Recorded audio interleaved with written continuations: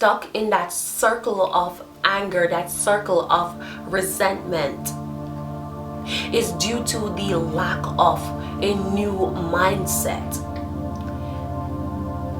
And so, what do? We may ask ourselves that question. I am hurt. I am disappointed.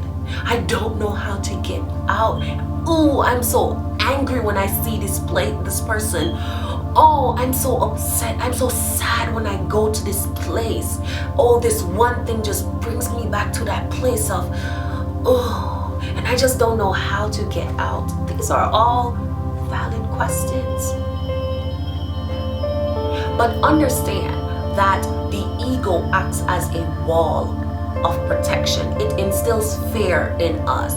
Sometimes fear is not a bad thing, but when we allow fear to consume our life, when we allow the ego acting as a wall of protection, that can limit our ability to grow. It limits our ability to develop new cognitive skills, new cognitive mind frame.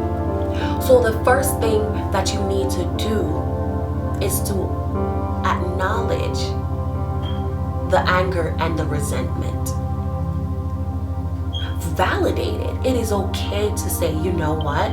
I'm hurt. I'm angry. I'm mad. I'm upset. I'm disappointed. Validate it, right? Because we need to face these angers. We need to face these resentment. We need to feel that hurt. We need to feel that pain. But what do we do next? Now that we have acknowledged this anger, this resentment, this pain, this disappointment, this circle that keeps going around, this river that just keeps flowing, what do we do next? Secondly, you need to identify what your role is in this situation. Identify how you contribute to this. And don't get me wrong, many people may say, I didn't do anything for him to hit me. I didn't do anything for mom or dad or uncle to be verbally or physically abusive to me. No, it's okay. But understand that identifying what role you play in you being in that circle of anger and that circle of resentment lies in two steps: the past and the present. So while you may not had anything to do with the past, you totally contribute to the present at this moment.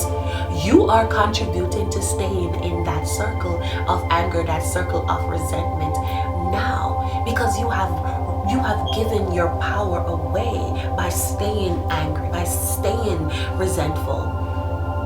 You have given that power away because you have not changed your mindset. You have not taken that power back by implementing new coping skills, new acts of forgiveness. You have not implemented anything. So yes, you are contributing in the present, because you have the power over your choice. You being upset and you being angry, you being resentful is your choice. That person, that thing, that place is no longer the problem. You are.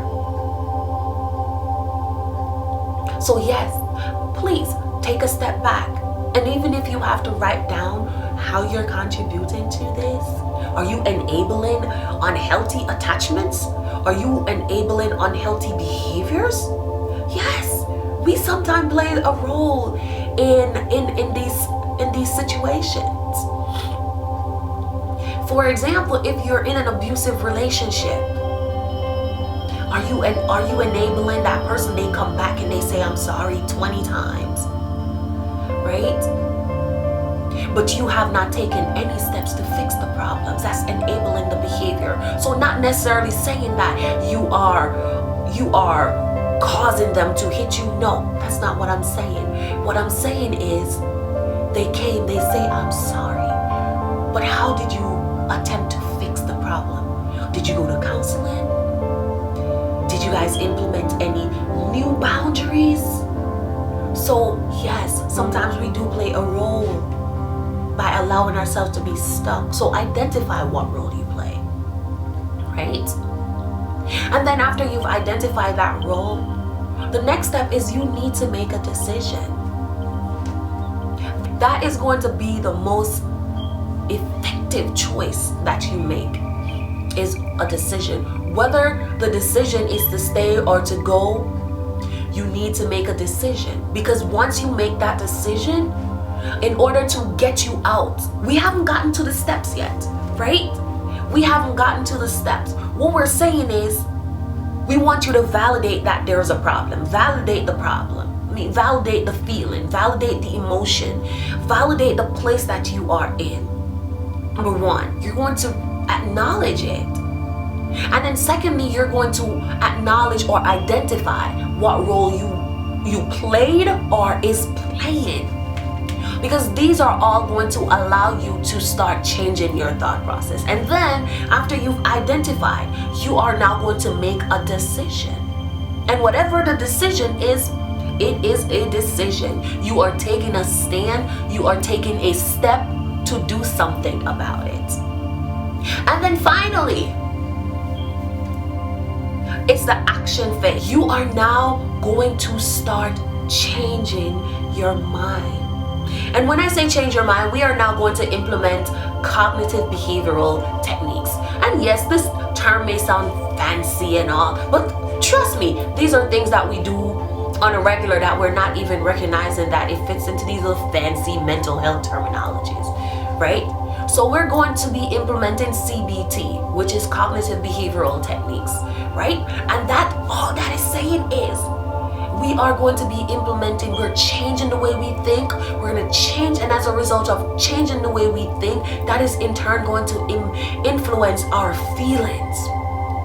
And then that is going to drive our actions. Because cognitive, when you say cognitive, we're talking about thinking, your brain, right? And so one of the biggest things about cognitive behavioral therapy is that it's a restructuring of your thought process. How you think. Your thoughts influences your feeling. What you think influences your feeling. And then there's an action. Oftentimes, we immediately resonate with an action because the thoughts are sometimes so quick and the feelings follow immediately that the first response is action. Right? And that is what cognitive therapy is understanding that what you think influences what you feel, and then there's an action, right? So, I think of Jamaica. I think of Jamaica, and I feel excited. The thought is Jamaica. And I get excited. I get happy. Why? And then there can be an action where I'm planning a vacation to go, or I'm going to Jamaica. That's the action. I'm going to Jamaica. So when I thought about Jamaica, I had happy thoughts. And then I'm going to Jamaica. That's my action, right? And then you think of Uncle Tom and you get angry. You start fuming, you get sad. And then your action is you start punching a hole in the wall, right? That thought of Uncle Tom resonated something negatively, right? Something, an unresolved trauma in your past that you have not dealt with yet, right? And so from that, just that thought of Uncle Tom, now you're feeling sad, you're feeling angry. And then your action is you start punching holes in the wall. We are paying attention to our thoughts, right? And then from our thoughts, we are paying attention to our feelings. And then we can take control of our actions. And then we are implementing mindfulness technique. So once we start becoming mindful of our thoughts and our feelings, now we can start practicing other healthy techniques such as forgiveness, forgiving, dealing with the situation in the present, not holding grudges, but addressing the issue in the present so that you can immediately begin the healing process to move forward. Because way too often we sweep things under the rug and we do not address them, and when something else resurfaces a month, a week, a year later, we are now addressing those issues from the past that we had not dealt with. That has limited our ability to grow because we're holding on to whatever that situation was, whatever that person said, whatever that person did. We are holding on to it because we had not dealt with it. So in the action phase, we are not doing that. We are not sweeping anything under the rug. We are addressing it and beginning the healing process to move on. That's a healthy skill. Addressing the problem, addressing the behavior, making a decision. Okay, do I want to forgive this person? Okay, I'm going to forgive this person. Now I'm going to move on. So let's talk about it. Tell me, drop down in the comment section. Let's talk about some other things that we can implement. So far we've talked about restructuring our thought process, so implementing some CBT techniques. So start being mindful of your thoughts, your feel, and how your thoughts influence your feelings so that you can control your actions, right?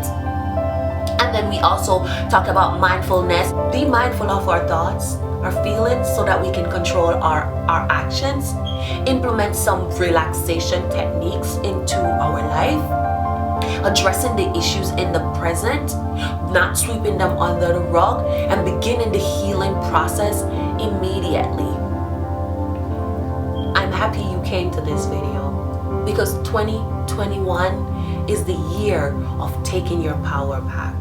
It's the year of implementing new thinking strategies, new coping skills to becoming the better version of yourself. Take that power back.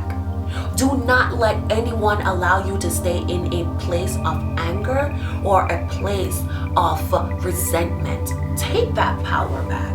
It is yours. The choice is yours if you want to start that healing process. So let's talk about it. Let's start a discussion in the comment section. Thank you for staying tuned, and I'll see you in the next video. Bye-bye.